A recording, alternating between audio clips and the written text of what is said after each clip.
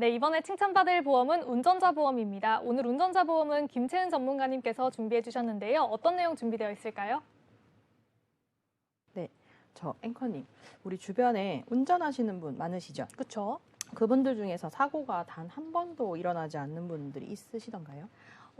아니요. 저희 아버지도 굉장히 운전을 잘 하시고 오래 하셨지만, 가벼운 접촉사고 같은 경우는 있었던 걸로 저는 알고 있고요. 또 주변에 다들 한 번씩 사고 경험은 있는 것 같더라고요. 네, 대부분은 사고가 한 번도 나지 않았다? 그렇게 얘기하시는 분들은 아직 뵙지를 못했는데요. 통계청 자료 한번 잠시 보실까요? 네, 2021년도 최근 통계청 자료를 토대로 제가 제작한 자료인데요. 파란색은 해당 지역의 인구 분포도를 나타내고 있고, 빨간색 같은 경우는 사고 건수를 나타내는 자료입니다. 지금 확실히 인구가 많은 지역에서는 사고가 월등히 많이 나고 있죠. 그런데 여기서 중요한 포인트는 이 사고의 통계는 경찰에 신고가 접수된 것을 통계로 수치를 나타낸 것인데요. 따라서 경찰에 신고되지 않고 보험사에서만 처리되어 있는 건들은 제외됐다고 보시면 되세요. 그러면 이렇게 사고가 많이 발생되고 있다는 통계를 봐주시면 될 것 같습니다. 근데 혹시 앵커님, 운전을 잘하신다고 생각하시는 편이신지 여쭤보고 싶은데. 네, 저는 사실 운전을 한 지 그렇게 오래되지는 않아서 스스로 나는 운전을 잘한다라고 생각은 하지 않고요. 그러다 보니까 운전을 할 때마다 항상 좀 노심초사하면서 안전운전을 하고 있습니다. 늘 뭔가 내가 사고를 내지는 않을까 혹은 사고가 나지 않을까 하는 그런 불안감이 늘 있는 것 같아요. 네, 맞습니다. 사실은 처음 운전을 하게 되면 그런 불안감을 가지고 항상 운전을 하시는데, 저 같은 경우는 직업상 운전을 많이 하기도 하고 지금 운전 경력도 10년이 넘었고 첫 시작이 거의 공단 지역에서 운전을 했다 보니까 조금 자신 있게 운전을 하는 편인데도, 얼마 전에는 제가 조금 늦게까지 일을 하면서 새벽에 퇴근해서 가고 있는데, 퇴근하는 길에 순간적으로 피곤을 했는지 졸음 운전을 했는지 네. 제가 기억은 사실 순간 안 나는데 많이 피곤하셨나 보다. 네, 그랬나 봐요. 그래서 네. 제가 순간적으로 가드레일과 충돌하는 사고가 있었거든요. 네. 그래서 다행히 새벽이었고 주변에 차량도 없었기 때문에 약간 차량에 손상만 있고 저도 크게 다치진 않았는데요. 다행이네요. 맞아요. 근데 꼭 그러고 나면 제가 꼭 자동차 보험도 한번 열어보고 운전자 보험도 열어보고 그쵸, 한 번 더 사고가 나야지 확인을 해보더라고요. 네, 한 번 더 살펴보게 되더라고요. 네. 그러니까 제가 이제 이러면서 운전자 보험 한 번 더 살펴보면서 내가 조금 부족한 게 좀 보이면서 더 추가하게 되고 이렇게 되는데, 네. 혹시 앵커님은 그러면 운전자 보험을 준비를 해두셨는지? 저는 운전을 자주 하지 않고 지금 제가 차가 있는 상황이 아니다 보니까 운전자 보험은 가입을 안 했고요. 자동차에는 보험이 들어져 있거든요. 근데 늘 자동차 보험이 잘 가입이 되어 있는데 운전자 보험을 꼭 가입을 해야 하나? 라는 생각이 들 때가 있어요. 이 부분 좀 어떤 차이가 있을까요? 네, 많은 분들이 자동차 보험은 잘 알고 계신데 운전자 보험은 대체 무엇인지 아직까지도 잘 모르시는 분들이 많으시더라고요. 운전자 보험과 자동차의 보험은 역할은 분명하게 다른데요. 우선 그 차이점부터 잠시 말씀드리겠습니다. 간단히 비교 설명을 해드리자면, 자동차 보험은 의무 가입인 거 다들 아시죠? 그래서 운전자 보험은 또 의무 가입이 아니기 때문에 선택 가입이기 때문에, 그러다 보니까 아직까지도 운전을 하시는데도 불구하고 운전자 보험을 준비를 안 하신 분들이 종종 계시더라고요. 그리고 그러한 분들은 오늘 방송을 좀 잘 봐주셔야 될 것 같아요. 보장적인 측면을 말씀드리면 자동차 보험은 민사적인 책임을 보장해주지만 운전자 보험은 형사적인 책임을 보장해주고 있고요. 그리고 자동차 보험에서는 대물, 대인, 그리고 자기 신체 사고, 그리고 차량 손해 등을 예기를 들 수 있고, 운전자 보험에서는 교통사고 처리 지원금, 벌금 비용, 그리고 변호사 선임 비용까지 등이 있겠습니다. 그리고 본인이 다쳤을 때 또한 보상을 받을 수 있는데요. 자동차 보험에서는 보상은 본인의 과실 유무에 따라서 가입 한도 내에 비례 보상되는 것에 한편, 운전자 보험 내에서는 상해 특약을 추가하게 되면 나의 과실과는 무관하게 과입 금액이 지급됩니다. 보험료는 자동차 보험은 1년 주기로 갱신하시면 되고요. 운전자 보험은 매월 납입하시면 됩니다. 자, 그러면 보시는 것처럼 자동차 보험과 운전자 보험은 역할이 다르고 서로 상호 보완되게 해주게 됩니다. 간단하게 정리하자면 자동차 보험은 흔히 본인의 차량으로 남에게 피해를 주었을 때 민사적인 부분, 그리고 나에게 발생한 신체 및 차량 손해를 보상하고요. 운전자 보험 같은 경우는 운전 차량과 관계없이, 나의 과실도 관계없이 가입된 피보험자가 운전을 했을 때 발생되는 신체적인, 형사적인 비용을 보상을 하게 됩니다. 네, 저도 늘 자동차 보험과 운전자 보험이 헷갈렸는데 전문가님께서 이렇게 자세하게 설명을 해주니까 아, 운전자 보험이 필요하려나라는 생각이 들기도 합니다. 다시 한번 정리를 해보자면 자동차 보험은 일단 의무 보험이다라는 말씀을 하셨고요. 운전자 보험은 선택적으로 가입을 할 수 있다라고 하셨습니다. 자동차 보험은 본인의 차량으로 남에게 피해를 주었을 때 민사적인 부분 그리고 나에게 발생한 신체 및 차량의 피해를 보상을 한다라고 하셨고요. 좀 타인을 위한 보험이다라고 정리를 해주셨습니다. 반면 운전자 보험은 운전 차량과 관계없이 보험에 가입된 피보험자가 운전을 했을 때 발생할 수 있는 신체적 피해와 형사적인 비용을 보장을 한다라고 했는데요. 형사적인 비용이라는 게 좀 생소하게 느껴집니다. 이 부분 좀 사례를 들어서 말씀해 주실 수 있을까요? 네, 우선은 그 사례를 섞어서 설명하기 전에 교통사고 처리 특례법에서 정한 12대 중과실에서 대해서 조금 설명을 드리려고 하는데요. 그 이유가 뭐냐면 12대 중과실을 일으켰을 때는 형사처벌이 되시기 때문에 사실은 12대 중과실을 정확히 아시고 운전자 보험을 들어가시는 게 제일 좋으세요. 그럼 제가 설명을 조금 차근차근 해드릴게요. 운전자 보험에는 12대 중과실에서 7번, 8번에 해당되는 무면허, 음주운전 사고는 제외가 되시는 점 한 번 더 참고해 주시고요. 음주운전이나 무면허 사고에 대해서는 지금 현재 징역이나 벌금형에 처할 수 있고 현재는 자동차 사고 처리를 하더라도 본인 부담금이 대폭 늘었기 때문에 사실상 자동차 보험 처리는 안 된다고 보시면 되세요. 처리되더라도 보험사에서 피해자에게 지급 후 구상되어진다고 보시면 됩니다. 음주나 무면허 사고는 절대는 있어서는 안 된다는 점 한 번 더 명시해 주시면 좋겠습니다. 그리고 첫 번째로는 제가 설명을 이제 차근히 드리겠습니다. 첫 번째로는 신호 위반 사고인데요. 운전자는 가장 기본된 의무 사항이니 그 신호 위반이라는 거 당연히 하시면 안 되니까 기본된 의무 사항이니 꼭 지켜주셔야 하고요. 두 번째 항목은 중앙선 침범 사고입니다. 우리 대표적으로 중앙선 침범은 일상생활에서 흔히 볼 수 있는데요. 이제 우리 사례가 뭐 주변에서도 있고 지인분들도 말씀하시기를 중앙선 침범 난 단 한 번도 한 적 없어 라고 말씀을 많이 해주시거든요. 네. 근데 생각보다 흔하게 하세요. 제가 이 자료를 보시면 아시겠지만 우리가 유턴하다가 기다리고 있다가 유턴은 이제 차례대로 하게 되는데 그렇죠. 점선까지 가기 전에 나 빨리 좀 가야지라는 이제 급한 마음으로 돌다가 충돌을 네. 하게 되면 바퀴가 조금이라도 노란 그 중앙선을 걸치기만 했다고 하더라도 무조건 중과실 사고로 되기 때문에 네. 이거는 처벌 대상이 돼서 생각보다 나는 중앙선 침범한 적 없는데라고 하시지만 그게 아니라 흔히 빈번히 중앙선 침범을 하시고 있으실 거예요.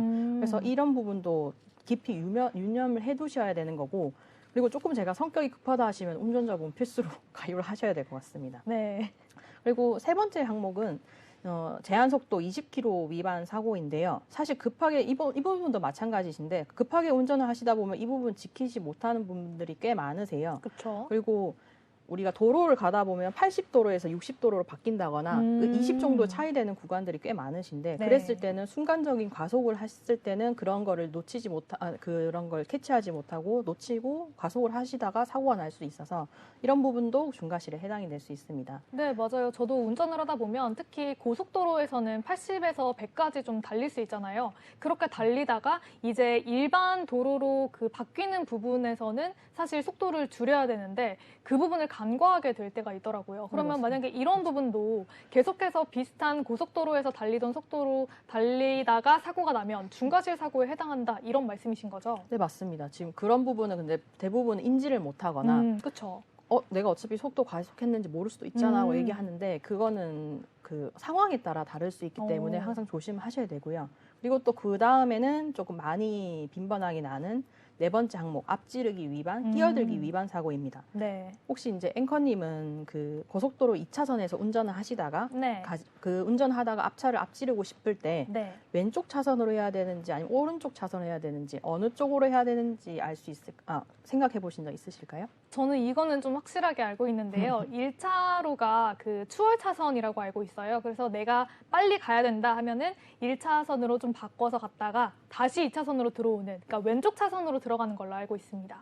역시 보험 방송을 하시니까 정확하게 아시는 것 같습니다. 정답이 왼쪽이 맞습니다. 네. 네, 좀 자료화면 잠깐 보시면 앞지르기를 하기 위해서는 방향 지시등을 일단 앞에 넣으시고 그리고 반드시 왼쪽 차선을 통해서만 가능한데요.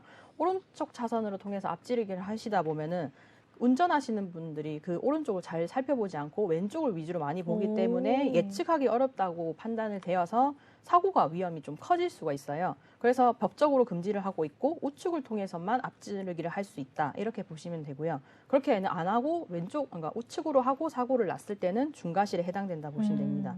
그리고 또한 옆에 조금 작은 글씨로 나와 있는데 앞지르기를 하면 안 되는 구간이 있는데요. 실선 구간, 터널, 그리고 다리 위, 그리고 교차로, 가파른 비탈길이나 내리막길 등이 있습니다. 추가로 말씀드리면 승하차를 준비하는 어린이 통학차를 유의하셔야 합니다. 그 승하차를 준비하는 어린이 통학차를 또 앞지르기를 잘못했다가 사고가 났을 때도 중과실에 해당이 되니 유의하셔야 하고요. 5번째 항목은 철길 건널목 통과 방법 위반입니다. 저희 이제 철도 건널목을 도심에서도 많이 어렵지 않게 볼 수 있는데요. 신호기가 켜져 있는 데는 진입을 하셔도 그 신호에 맞춰서 진입을 하셔도 되는데 신호기가 없는 곳에서는 무조건 정지를 하고 안전한지 확인을 한 후에 통과를 하셔야 합니다. 또한 건널목에 차단기가 내려가 있거나 내려가는 중 또는 경보기가 울리는 동안에는 절대 진입하시면 안 됩니다. 만약 기차와 충돌을 하여 물질적인 피해를 입혔을 경우 사고의 원인이 거의 대부분의 운전자의 과실로 들어가기 때문에 모두 운전자가 보상해줘야 하므로 각별히 유의하셔야 합니다. 그리고 6번째 항목은 저희 많이 들어보셨을 텐데 횡단보도 보행자 보호 위반입니다. 대표적으로 우리 2022년도 10월 21일 날 개정된 도로교통법 우회전의 방법에 관한 법인데 개정 혹시 들어보셨을까요? 네, 뉴스를 통해서도 많이 봤고요. 최근에도 뉴스에서 계속 좀 보도가 되고 있는데 우회전을 할 때 일시 멈춤을 해야 되는 걸로 법이 개정된 걸로 알고 있거든요. 그런데 제가 오늘 출근을 하다가도 2번이나 사고가 날 뻔했습니다.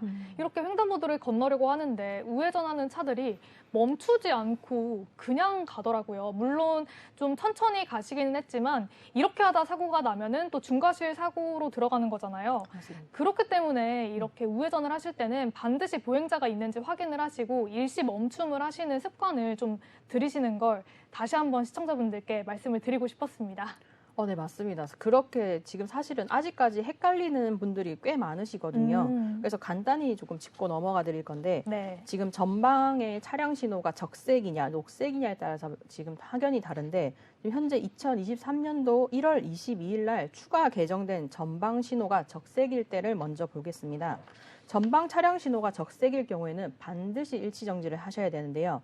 이때 건너는 사람이 없으면 우선 멈춤을 한 후에 지나가도 되지만 만약 보행 중인 사람이 있거나 보행을 하려고 하는 사람이 있을 때는 다 건널 때까지 여기서 중요한 거죠. 충분히 기다린 후에 진입을 하셔야 된다는 겁니다. 맞아요. 네, 맞습니다. 그리고 우리가 전방 신호가 녹색일 때는 이제 우리가 차량 신호가 녹색이다 보니까 흔히 조금 빨리 지나가려고 하는 분들이 많으신데요. 전방 신호가 녹색이더라도 보행자 신호 또한 녹색일 경우에는 횡단보도 앞에서 일시 정지를 한 후에 사람이 다 건널 때까지 기다리신 후에 진입을 하셔야 합니다. 이때도 마찬가지로 건너려고 하는 보행자가 있을 경우에 진입을 절대로 하시면 안 되고요. 전방 신호가 녹색이고 보행자 신호가 적색일 경우가 있는데요. 뒷차의 흐름에 방해되지 않도록 서행하면서 우회전을 할 수 있는데요. 이때 주의할 점이 뭐냐면 즉시 정차를 시킬 수 있는 천천히 아주 저속으로만 통행이 가능하다는 점이에요. 우리가 보행자가 없어서 서행을 하더라도 단속에는 처벌되지는 않지만 사고 시는 처벌이 될 수 있다는 것이 횡단보도 사고의 주의점입니다. 운전자의 처벌이 더욱더 강화가 됐으니 각별히 주의해 주셔야 합니다. 네, 그렇습니다. 전문가님께서 말씀을 해주신 것처럼 또 법이 개정이 됐으니까요. 이 부분은 개정된 부분에 맞춰서 운전하는 습관을 조금 바꿔보시는 것도 운전하시는 분들 그리고 보행하시는 분들의 안전을 위해서도 좀 필요할 것 같습니다. 저희 계속해서 12대 중과실 사고에 대해서 자세히 알아보고 있는데요. 무면허 운전과 음주운전 부분도 12대 중과실에 들어가는 걸로 알고 있는데 이렇게 운전을 하다가 사고를 냈을 때도 좀 보장을 받을 수 있는 걸까요? 앞서 처음에 말씀을 드렸듯이 7번, 8번 그 무면허랑 음주운전에 대해서는 절대적으로 면책 사유입니다. 무슨 보장이든 안 된다고 보시면 되고요. 음주와 무면허는 절대로 하시면 안 되는 항목이라고 보시면 되고요.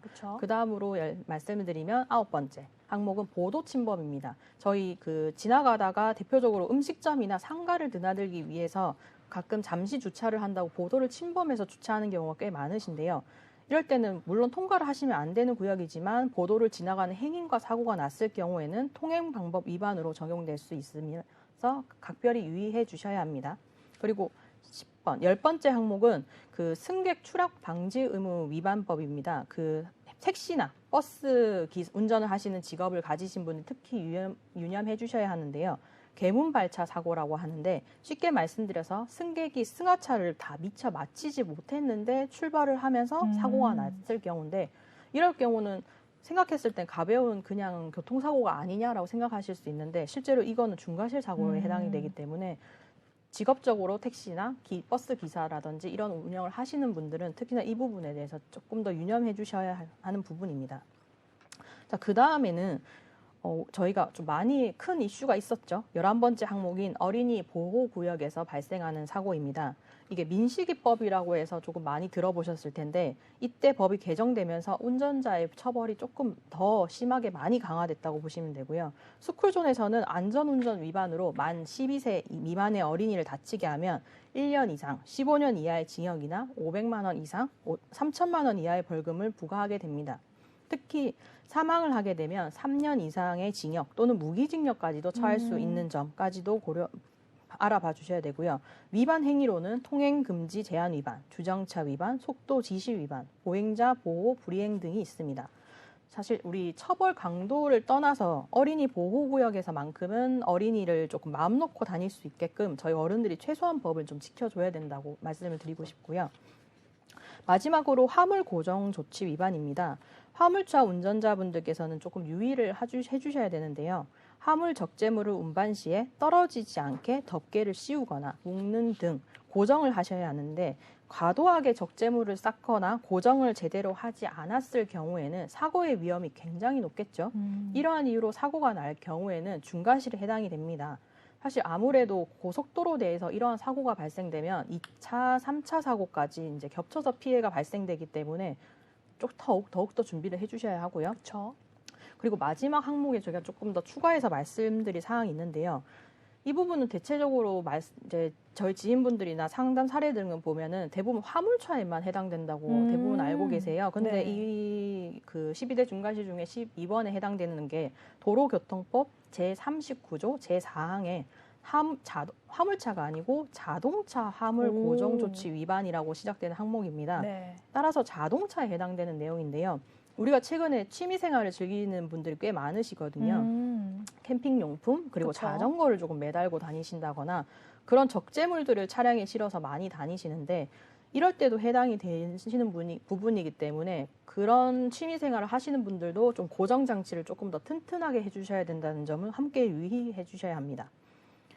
그리고 이렇게 12대 중과실에 대해서 알아봤는데요. 앵커님께서는 어떠세요? 운전할 때 조금만 방심해도 12대 중과실에 해당될 것 같지 않으신가요? 네, 전문가님 얘기를 들어보니까 유턴할 때 실선에서 유턴을 하게 돼도 중과실 사고에 해당이 되고 또 보도 침범 같은 경우에도 음식점에 들어간다거나 주유소 들어갈 때는 어쩔 수 없이 보도 침범을 하게 되잖아요. 그럴 때 나는 사고도 12대 중과실에 들어간다라고 하니까 좀 상당히 조심해야 될 부분이 많을 것 같습니다. 그럼 이러한 사고가 났을 때 보장을 해주는 게 운전자 보험이다라고 하셨는데 어떠한 보장들을 받아볼 수 있을까요? 네, 조금만 방심을 해도 내가 언제든 가해자가 될 수 있다는 점이 운전자 보험의 핵심인데요. 실제로 지금 제가 자료를 준비를 하나 해드렸는데 실제로 사고 발생 흐름을 가볍게 짚고 넘어가겠습니다. 사고 발생이 났을 때 형사처벌건인지 판단을 먼저 하고 경찰에서 형사 입건 후 이제 형사처벌건이면 경찰에서 입건하고 검찰로 송치된 다음에 기소 여부를 판단하고 이제 나머지 종결이 되는데 순간의 방심으로 인해서 형사처벌을 받아야 한다면 얼마나 막막할까요? 사실 운전자 보험은 나의 신체 보장은 당연히 기본이고요. 나의 중과실로 상대방에게 부상을 입히거나 심할 경우 사망사고까지 일으킬 경우에 법원 측에서는 1심 판결 전까지 상대방이 합의할 시간을 줍니다. 형사 합의가 이루어졌다 해서 무죄가 되는 것은 아니지만 형량을 낮추거나 집행유예를 선고를 받는 등 유리한 결과에선 합의가 가장 중요한 요소 중에 하나입니다. 상대방과 원만한 합의가 이루어졌으면 참 좋겠지만 사실 그런 거는 저희만의 긍정적인 생각인 거고요. 그쵸. 실제로는 대다수가 아니라고 말씀을 드리고 싶습니다. 그 과정에서는 그 변호사 선임 비용이 그래서 필수로 들어가는 내용이고요. 이럴 때는 변호사 선임 역시 운전자 보험에서 지급을 해주기 때문에 전문가의 도움을 통해 보다 마음 편하게 이제 사고 처리를 하실 수 있는데요. 그뿐만 아니라 나라에서 나오는 벌금 또한 피할 수 없습니다. 실제로 어린이 보호구역에서 속도 위반을 하셔가지고 12세 미만의 어린이가 사고 나신 케이스가 있는데 합의금은 별도고요. 벌금만 놓았을 때 벌금만 해도 700만 원이 나오신 케이스가 있어요. 굉장히 많네요. 네, 굉장히 많습니다. 그래서 이런 벌금 또한 운전자 보험에서 지원을 해줄 수 있기 때문에 가장 중요하다고 보시면 됩니다. 네, 이렇게 전문가님의 얘기를 들으면 들을수록 운전자 보험이 꼭 필요하다라는 생각이 듭니다. 저도 운전자 보험을 좀 가입을 해봐야 될 것 같은데요. 그러면 운전자 보험은 어떻게 준비를 하면 잘 준비를 할 수 있을까요? 네, 지금까지 내용을 조금 정리를 해드릴 건데요. 지금 자료 화면 조금 보시면서 말씀드릴게요. 운전자 보험은 내 자신을 지키기 위한 가장 기본적인 보험이다. 그러니 꼭 준비를 하시라는 말씀을 먼저 드리고 싶습니다. 대부분은 또 그리고 운전자 보험도 80세 만기, 100세 만기를 원하시는 분들이 꽤 많으신데요. 이런 식으로 길게 보장을 준비하시는 건 우리가 질병보험을 제가 조금 더 권해드리고 싶고 운전자 보험은 제가 그렇게 크게 권해드리진 않는데 그 이유가 뭐냐면 운전자 보험이란 법률이나 법규에 대응하기 위해서 가입하시는 보장인데 시대의 흐름에 맞게 변경해 주시는 게 맞습니다. 그래서 길게 가져가는 것보다는 현재 법규, 법률, 그리고 직업, 그리고 현재 나의 생활 패턴 등을 고려해서 전문가와 상의한 후에 가입하시는 걸 권해드리고 싶습니다.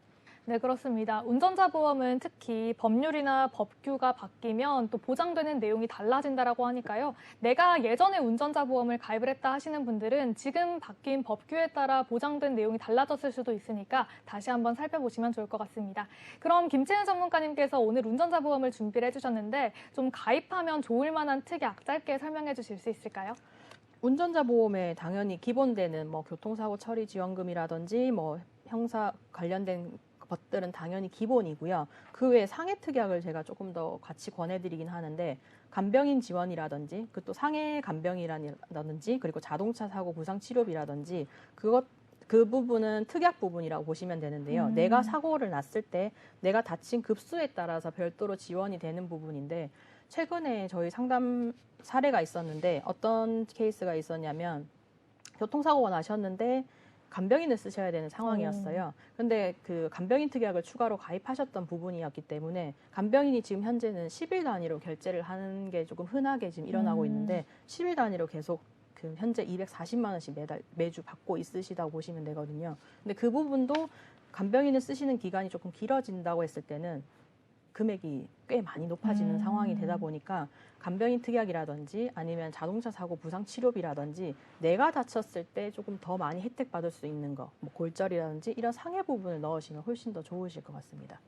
네, 그렇습니다. 김채은 전문가님께서 오늘 운전자 보험에 대해서 설명을 해주셨는데요. 좀 추가적으로 가입하면 좋을 특약으로는 상해 특약을 말씀을 해주셨습니다. 그리고 상해 특약 같은 경우에는 내가 운전을 하다가 난 그런 상해가 아니어도 좀 보장이 된다라고 하셨기 때문에 이 부분도 관심 있게 지켜봐 주시면 좋을 것 같습니다. 오늘 저희 간편보험과 암보험 그리고 운전자 보험까지 알아봤는데요. 오늘 저희가 준비한 소식은 여기까지입니다. 저희 프로그램은 유튜브와 카카오TV, 네이버 TV를 통해서 시청 가능하시고요. 유튜브에 MBNTV 검색하시면 실시간 방송으로 참여하실 수 있습니다. 아울러 본 방송은 정보 제공을 위한 방송이며 보험 서비스 및 상품 판매와 중개에는 관여하지 않습니다. 그럼 저희는 다음 이 시간에 더욱더 알찬 소식으로 돌아오겠습니다. 오늘도 시청해주신 여러분 고맙습니다.